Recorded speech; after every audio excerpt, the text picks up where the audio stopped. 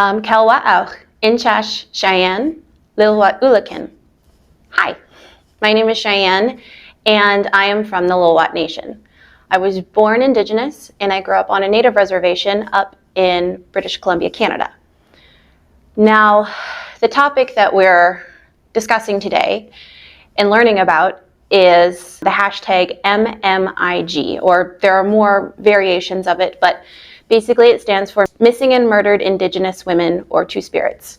And this is relevant because in my understanding of modern day culture in the cities and the suburbs, people don't always realize that Indigenous people still exist in these spaces. So I'm here to remind you that, hey, we still do. And the hard thing with people not remembering that Indigenous people still exist and are still treated unfairly or poorly, I think has a lot to do with lack of presence in the media, in the news, just anywhere.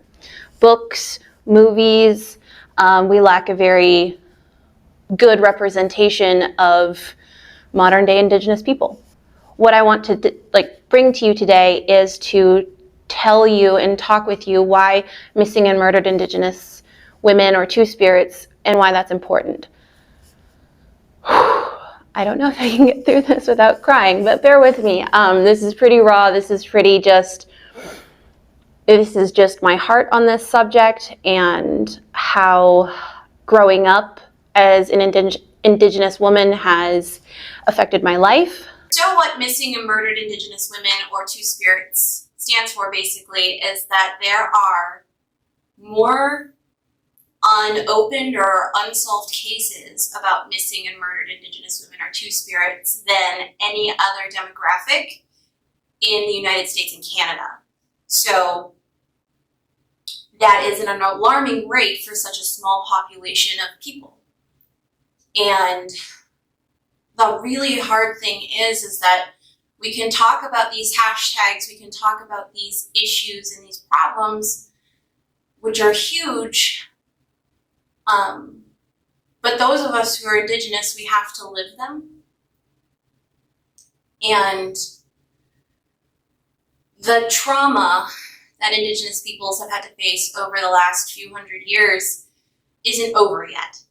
And this is, I believe, a direct result of just the way colonization has affected this country, the United States and Canada.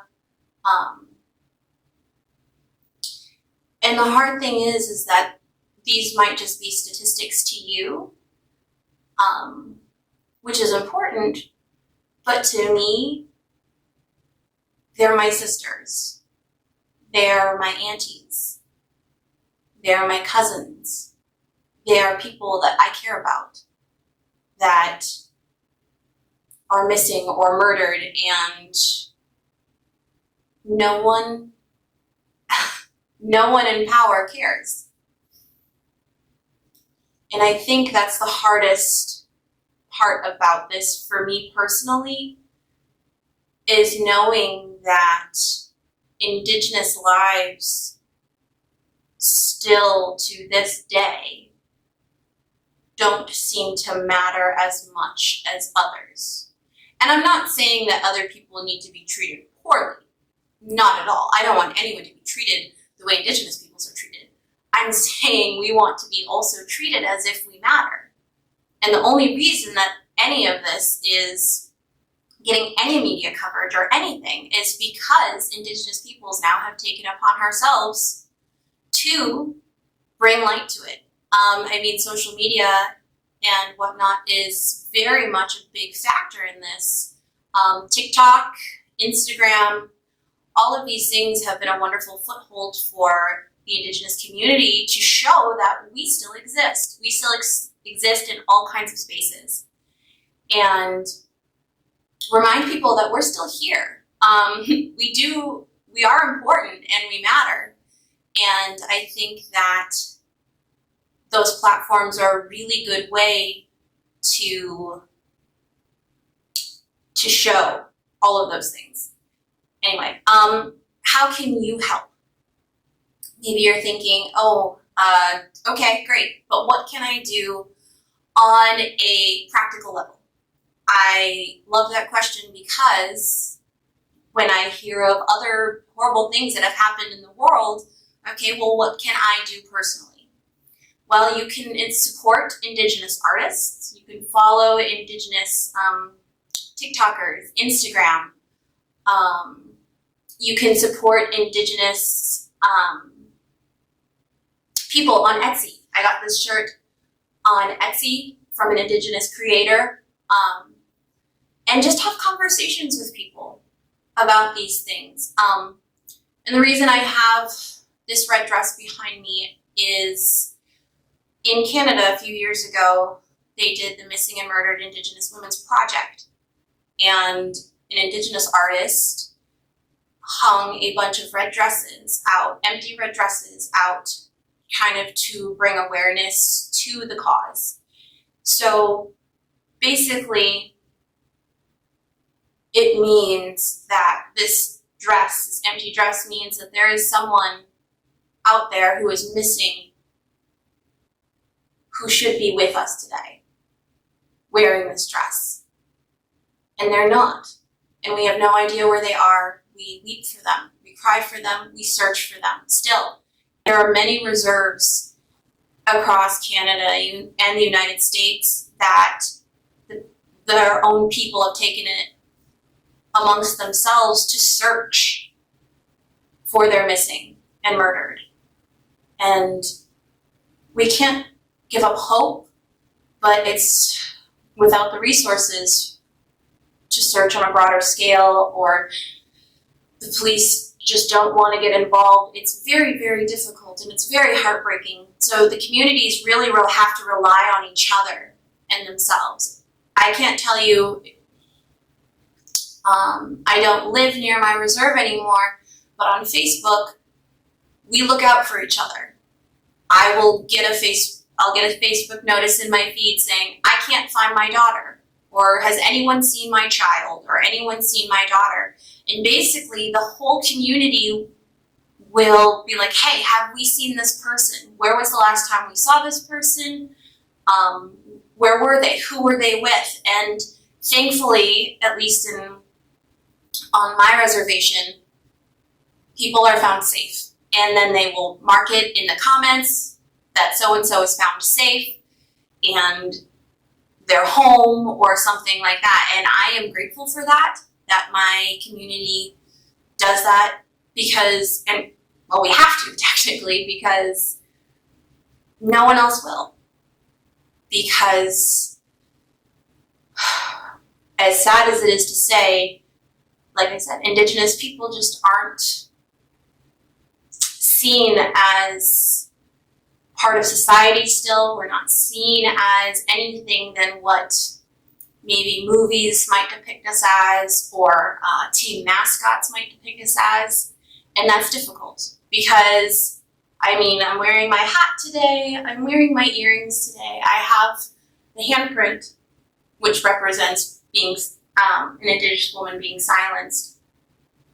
But on a regular day when I'm at work, when I don't have my earrings, minus the face paint, I just look like a normal person that you wouldn't think of as being Indigenous. I can't tell you how many times people have wondered, like children have said, but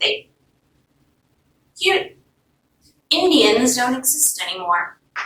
And that has been hard and harmful. That's just, again, not being seen is harmful. And these missing and murdered Indigenous women, or two spirits, is heartbreaking. These people are someone. They should matter to everyone. Their stories, their lives, they're important. But until we can bring a broader view to it, and until we can get people to know more about it and to care about it, we are still going to be a terrible statistic.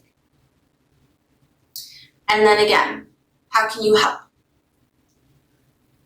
supporting Indigenous artists, bringing more attention. Maybe you can have a good conversation, wear a shirt like this, and you can start a good conversation with someone